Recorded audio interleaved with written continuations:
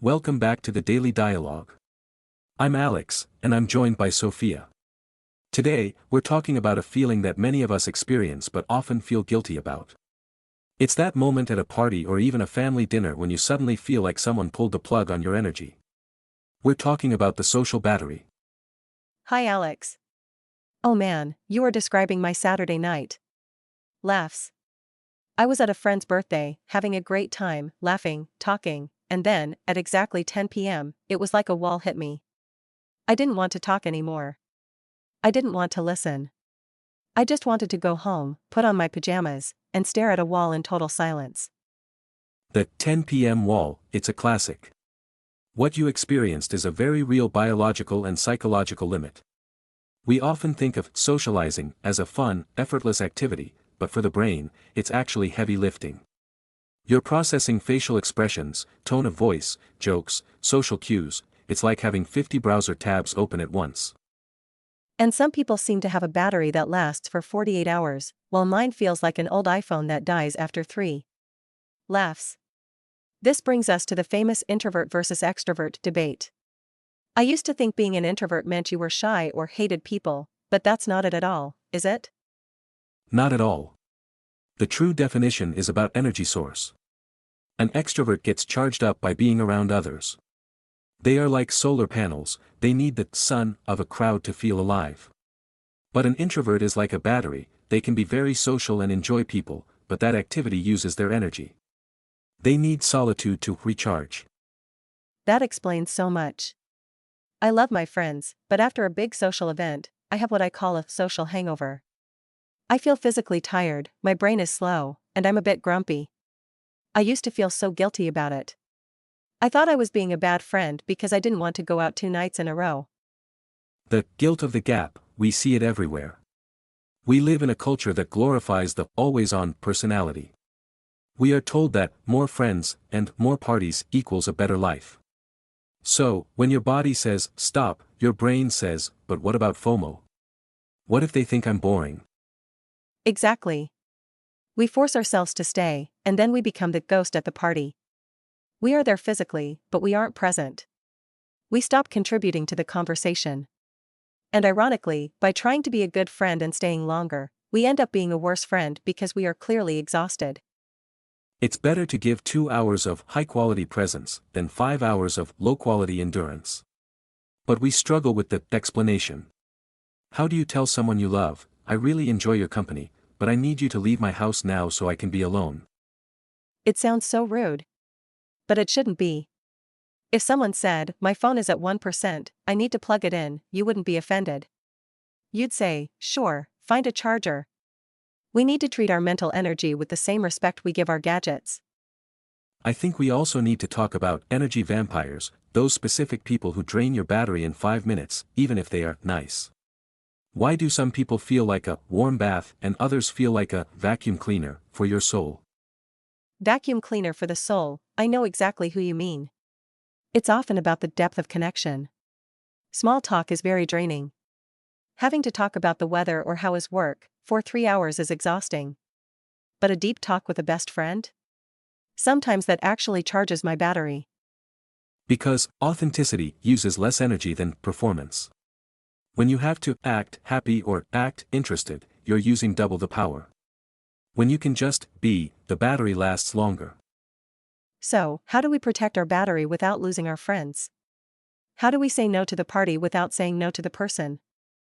That's exactly what we're going to dive into in part 2. We'll talk about social budgeting, the art of the early exit, and how to explain your needs to the extroverts in your life. I'm going to save my remaining 20% of energy for that. Sophia, we were talking about energy vampires and why performing a perfect social character is so much more draining than just being yourself. It's like running a heavy app in the background of your brain. It's exactly like that. And just like a phone, when you have too many apps open, social anxiety, trying to be funny, worrying about what you said 5 minutes ago, your battery percentage drops rapidly. So, Alex, how do we start social budgeting? I love that term. Think of your energy like money. You only have a certain amount each week. If you spend it all on a loud Friday night out with people you don't even like that much, you won't have anything left for your family on Sunday. You're socially bankrupt. Socially bankrupt. I've been there. I spent my whole budget on a work event and then I was too grumpy and tired to even talk to my partner at dinner. That's a bad investment. So, the first step is to look at your week and say, I have 2 big social slots. Where do I want to spend them? Exactly. And the second step is mastering the art of the early exit. We often stay late because we think it's polite. But the truth is, most people don't notice when you leave. Laughs. They are too busy talking. If you leave when you're at 10%, you go home feeling good. If you wait until 0%, you go home feeling traumatized. Traumatized, that's so true. I've started using the French exit or the Irish goodbye. You just slip away quietly without a 30-minute round of goodbyes that drains your last bit of energy. You just send a text the next morning, had a great time, had to head out early. It's a game changer. But what about the people who want you to stay? The one more drink friends. How do you set a boundary without being a buzzkill? I've learned to be honest but firm.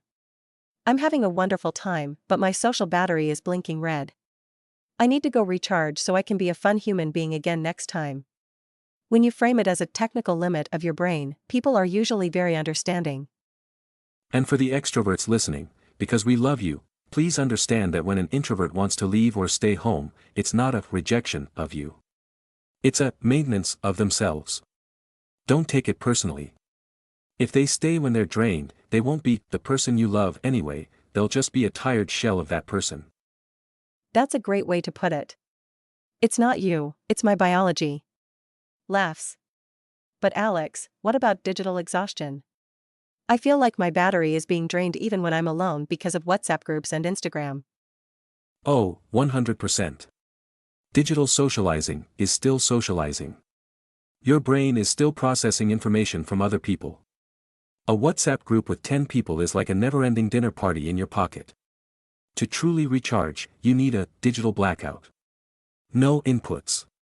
Just silence. Silence is so underrated. I've started doing silent Sundays. No podcasts, no music, no social media for at least 3 hours. At first, it's uncomfortable.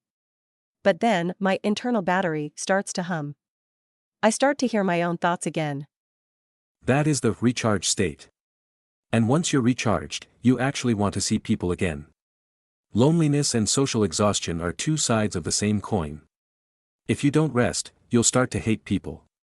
If you rest well, you'll start to crave them. It's all about the cycle.